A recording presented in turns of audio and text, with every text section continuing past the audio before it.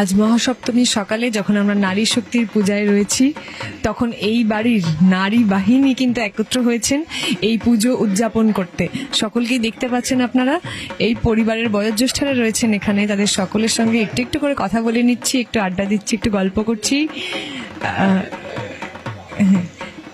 এই বাড়ির যে একটি বিশেষ ধরনের সাজের রীতি রয়েছে, একটি ট্রেডিশনাল সাজ, এটা কিন্তু সবাই একই রকম ভাবে সেজে আসেন।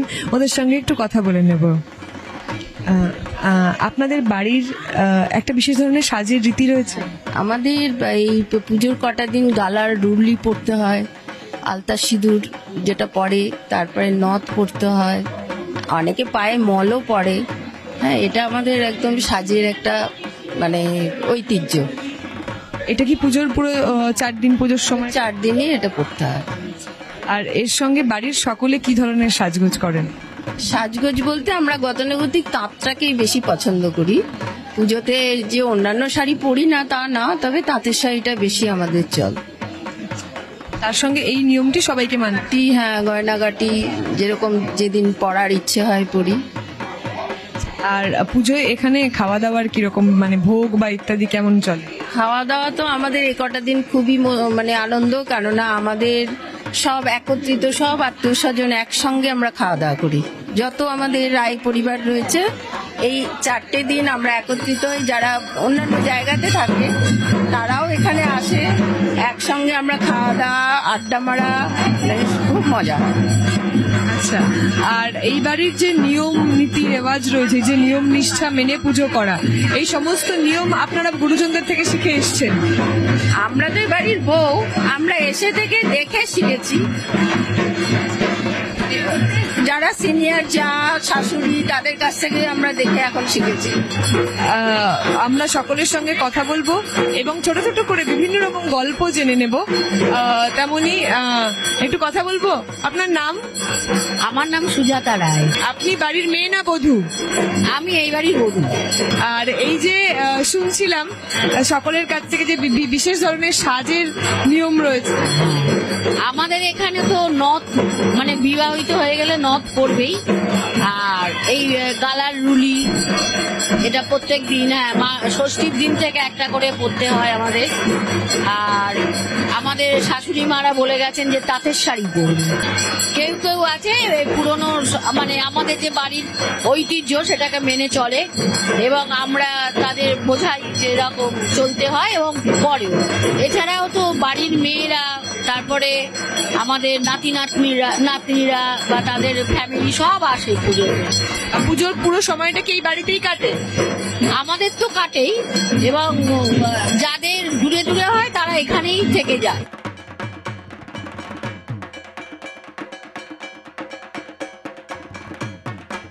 আমাদের আড্ডা কিন্তু চলছে এবং বিভিন্ন রকম খুঁটিনাটি আমরা সকলের কাছ থেকে জেনে নিচ্ছি। আপনার নাম? মল্লিকা রায়। আপনি বউ? হ্যাঁ, মানে এই বাড়ির না, আমাদের আরো সব অনেক জায়গা ছড়িয়ে গেছে, সেইখানে আমরা দমদমে থাকি। তো মানে এই তো পুজোর সময় এই সকলে এক জায়গায় হয়? হ্যাঁ, পুজোর সময় সবাই, এই পুজোর 5 দিনই আমরা একসঙ্গে হই। আর একটু আগে আমি একটু গল্প শুনছিলাম যে এই বাড়িতে অন্নভোগ হয় না। এখানে অন্নভোগ হয় না, এখানে চাল চিনি ভোগ হয়, আর ফল মিষ্টি নানা রকম ভোগ হয়। তো মানে সেটার গল্পটা আরেকটু যদি আমাদের একটু বিস্তারিত বলেন, যে মানে কি কি না, আমাদের তো বৈষ্ণব মতে পুজো হয়, তাই জন্য ফল মিষ্টি, লুচি ভাজা, এগুলো ভোগ হয়। সব রকম ভাজা ভুজির ওপর অন্নভোগটা হয় না, ভাতের ভোগটা, ওটা তো সবরি জিনিস না, তাই জন্য চালটা ভোগ হয়, চাল চিনি এটা ভোগ হয়, আর এমনি লুচি ভাজা সব রকম ভোগ হয়। আর পুজোতে বাড়ির মেয়েরা সকলেই একদম ট্রেডিশনাল সাজে সেজে সবাই আসে বাপের বাড়িতে এসে, যেমন মা যেমন বাপের বাড়িতে এসেছে, তেমনি আমাদের বাড়ির মেয়েরাও সবাই আসে, সবাই মিলে হই হয়।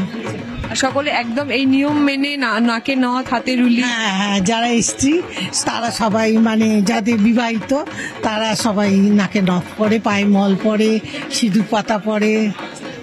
সিঁদুর পাতার বিষয়টা আমাকে একটু বিস্তারিত। মানে কপালে সিঁদুর পরে একটা তীর মতো চিহ্ন করে দেওয়া হয়। এটা এই বাড়ির বিশেষ নিয়ম? হ্যাঁ, না, আমাদের বেনে বাড়ি সব বাড়িতেই এটা পড়ে।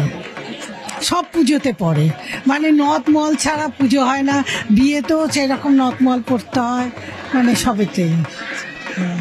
আর সকলে নিশ্চয়, আমি কালকে একজনের সঙ্গে কথা বলছিলাম, সেখানে শুনছিলাম যে সকলের মধ্যে কিন্তু বেশি একটা চোরা প্রতিযোগিতা চলে, কাকে বেশি সুন্দর দেখতে লাগছে।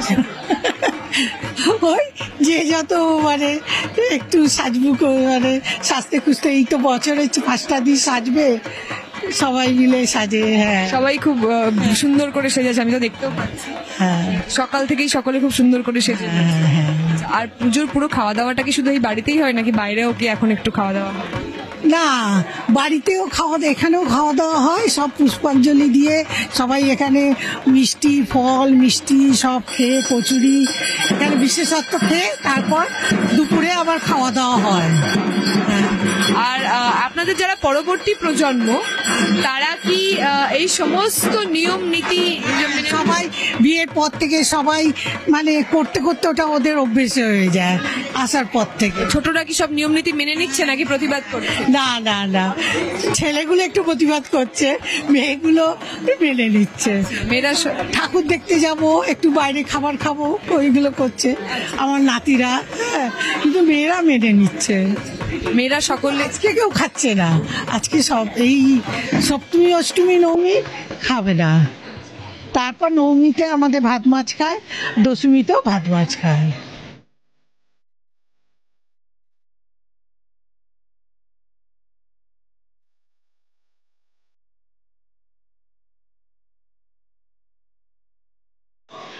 আমরা আমাদের সঙ্গে পেয়েছি এই বাড়ির সবচেয়ে বয়োজ্যেষ্ঠ নারী সদস্যকে, তার সঙ্গে নানা রকম গল্প করব, অনেক কিছু জেনে নেব। আপনার নাম? আমার নাম মঞ্জুলা রায়। আপনি কি এই বাড়ির বউ? বাড়ির বউ। এই বাড়ির আপনি তো এই বাড়ির এখন সবচেয়ে বয়োজ্যেষ্ঠ। সবচেয়ে বয়স্ক উনি। আর আমিও বয়স, আমারও অনেক বয়স হয়ে গেছে, আমারও 54 ইয়ার্স বিয়ে হয়েছে। 54 বছর এই বাড়িতে? 54 বছর। সেই সময়ের পুজো আর এই সময়ের পুজোর মধ্যে কি কি পার্থক্য? অনেক পার্থক্য।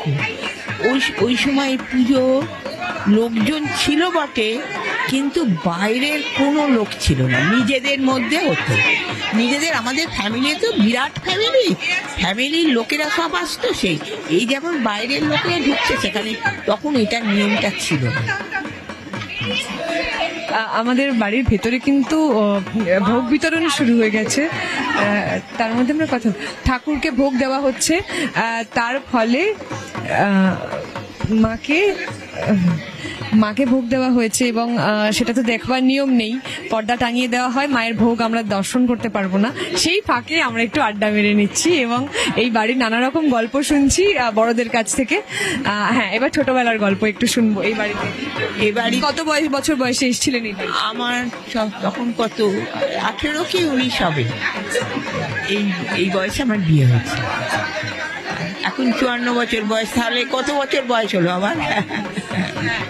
অনেক ছোট বয়সে এই বাড়িতে এসেছেন। হ্যাঁ, তখনকার পুজো, আচ্ছা পুজোর নিয়ম নীতি যেসব, না অতটা ছোট তো, তখন আমরা অতটা জানতাম না কিছু। আমরা নিজে, আমাদের শাশুড়িরা যা করেছে, আমাদেরকে বলতো সেজে গুজে তোমরা এসে দাঁড়াও, আমরা সেজে গুজে এসে দাঁড়িয়েছি। এই পর্যন্ত আমরা তখনকার নিয়ম সত্যিকার কিছুই জানি না, দেখেছি আর মনেও নেই, ভুলেও গেছি। সেই বয়সে সেরকম হলো, তারপর সেখান থেকে আপনি বড় হলেন, হতে হতে আপনার থেকে অনেক কনিষ্ঠা সদস্যরা এই বাড়িতে এলো, তাদেরকে সমস্ত কিছু শেখাতে হলো, সেই দায়িত্বটা কেমন? দায়িত্বটা কিন্তু একটু কষ্ট হয় বটে, কিন্তু খুবই ভালো লাগে। তারা যদি কথাগুলো শোনে না, খুব ভালো লাগে। ছোটরা বাড়ির সব কথা আপনি যা যা নিয়ম শেখাচ্ছেন সেগুলো মেনে চলছে? হ্যাঁ, মেনে চলছে, সব নিয়মই মেনে চলে। আর এই বাড়ির পুজোর বিশেষ নিয়ম রয়েছে, যেখানে এই আখ বলি, সুপুরি বলি এসব হয়, এসবের বিষয়ে আমাদের। আখ বলি হয় আমাদের, তো মানে বলি হয় না, ওই অ্যানিম্যাল কোনো বলি হয় না, ওই আখ বলি, তারপরে চাল কুমড়ো বলি হয়, এই দুটোই হয় দেখেছি।